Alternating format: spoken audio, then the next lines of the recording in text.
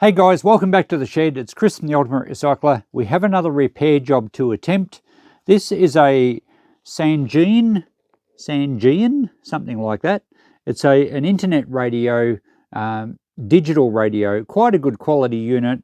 Well, at least it was expensive. I got some paperwork with it, and I think it's an older model. It was made about 2010, and it was almost $700 according to the paperwork.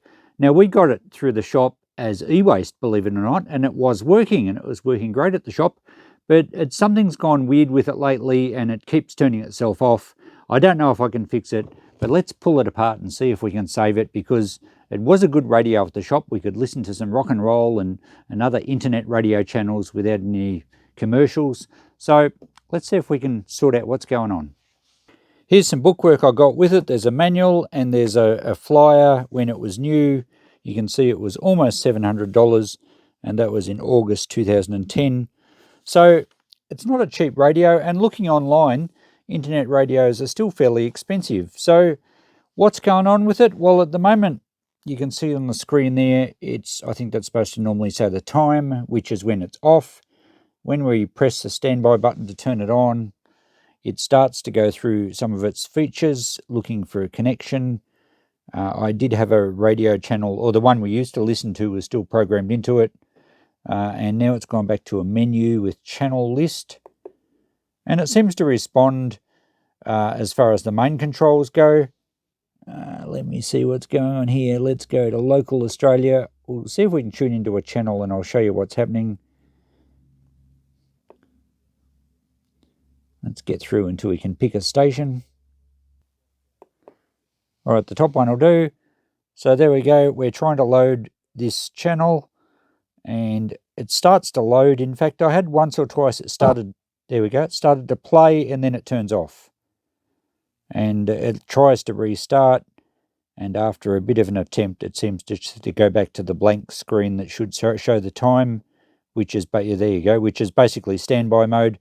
So it just kept doing that over and over again. So something weird's going on inside. I did a factory reset. The book told me how to do that, and we didn't get anywhere. So I'm going to pull it apart, and who knows what we're going to find. It has a very glossy case. It's got a few scratches on it, and the case doesn't appear to come apart. It looks like it just has stick-on feet, but it looks like the back panel comes out. In fact, it's got little arrows. So we should be able to take that panel out, and I'm not sure whether then the front panel will come off. Don't know about that, but let's get in here and start undoing screws.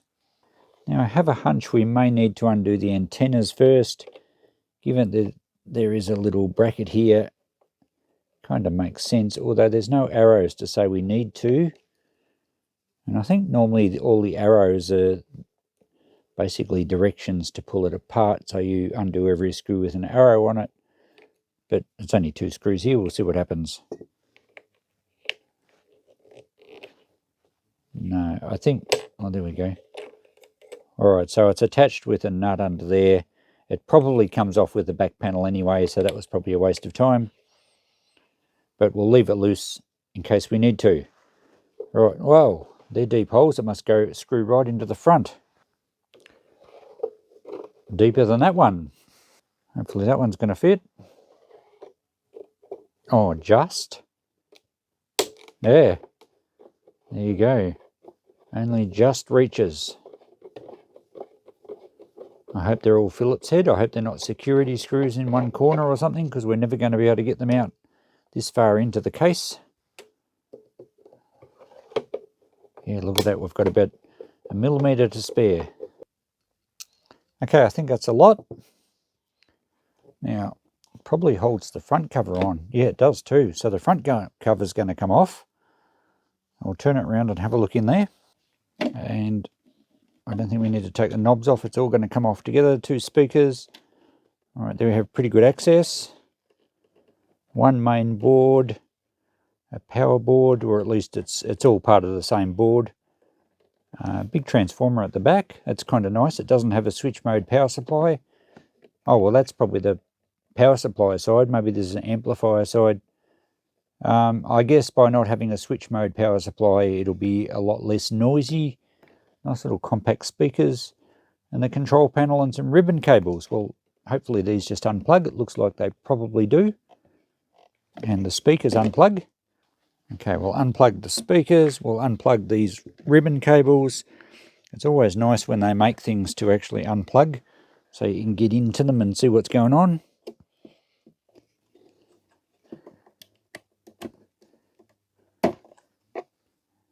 Okay, that's easy.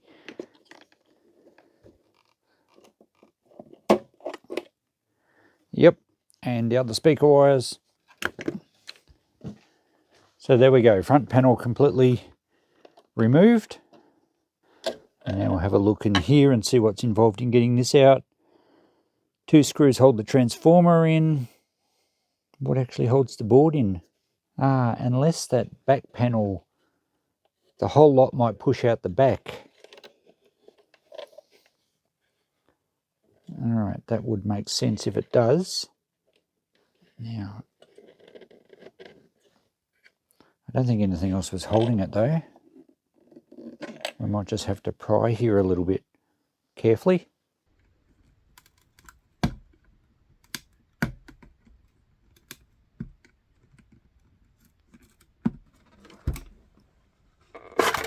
There we go, and it came out okay. I think it felt like it was almost glued in a little bit, but probably just hasn't been moved since it was made. So just having a look at the board and the assembly now, not a lot to it, and it looks like access shouldn't be too bad.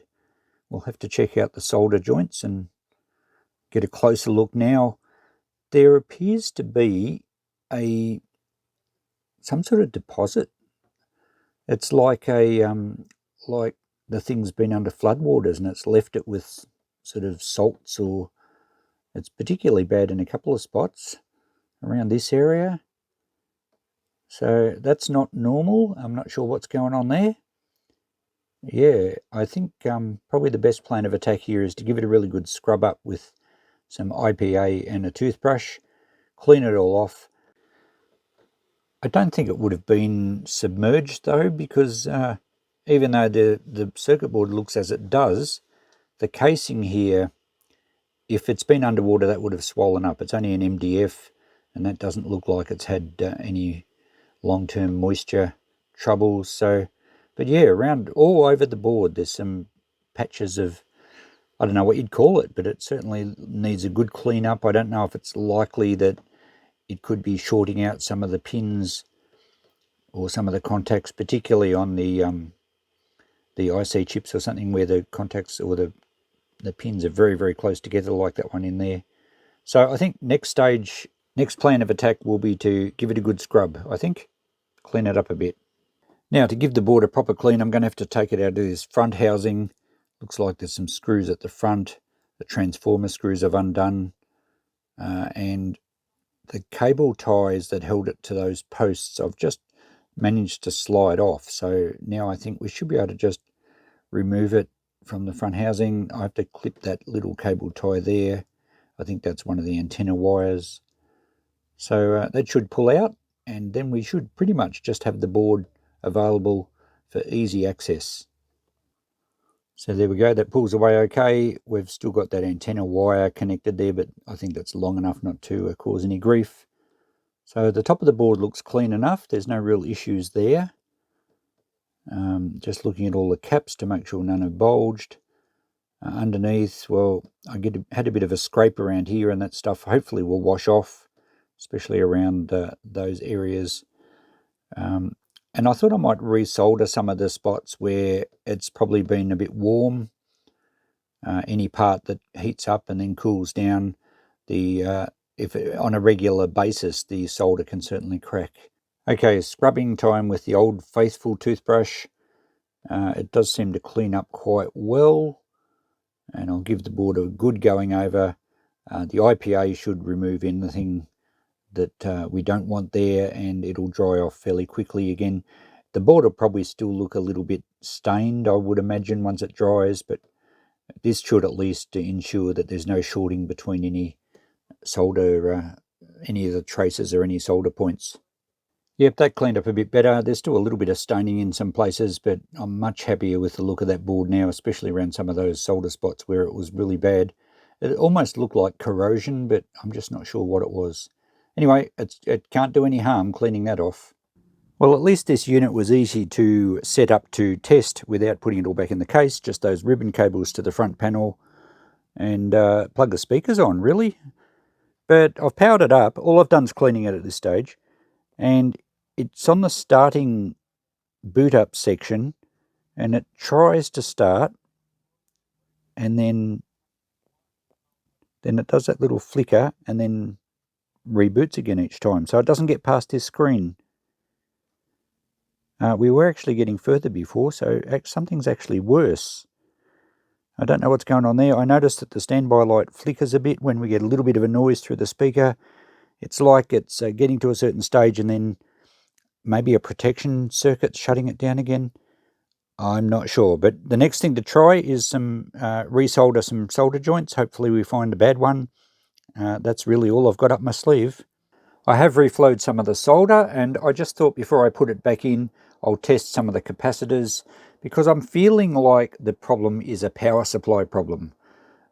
Because I did get it yesterday to flick on and the radio actually started to work, only for a millisecond, but I'm thinking all the actual circuitry concerning reception and everything must be working. I think the amplifier section works. It just keeps switching itself off. So I tested the capacitors mainly, well, I did all the big ones I could get to easily. I tested the ones around the power supply section. And the two smaller ones here, this one here and the one over the back here, tested, well, they're in circuit, but I don't think they were testing properly on my ESR meter. So I'm going to pull both of those out and we'll test them out of circuit and just see what readings we get. Now these caps are glued in as well, which doesn't help, but I think we'll be able to get it out with a bit of a push. There we go. Okay, so it looks all right as far as the capacitor goes. The brown stuff is just glue, but we'll test that one in a tick. And the other one I think is the same size. They're 1000 microfarad 16 volt. Now where was the other one? I think it was way over here. And it's got him. A bit of glue around that one as well. All right, we'll put them on the tester. So they're both 1000 microfarad 16 volt, and according to the little chart on my tester here, it should be 0.09 as a maximum reading. So positive on that one, negative on the negative. We have 0.67, so that's well outside what it should be. See what this one reads at. Positive, negative, 1.27, so they're definitely crook. Well, hopefully that's all the problem is. The next big question is, do I have any? Good news, I have a couple in an assorted kit I bought off eBay a while back, so that's handy to have spare parts, the right type when you need them. Let's just check these ones on the meter. And we have 0.013, that's good. And the other one,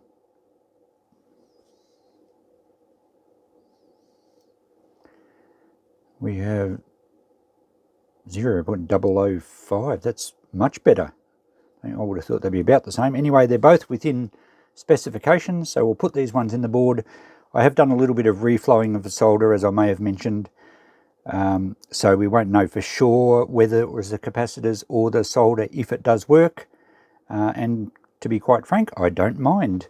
But yeah, clearly the other capacitors were out of tolerance, so we'll put these ones in, making sure we get the polarity right, and then we can go and test it. Okay, let's solder them in.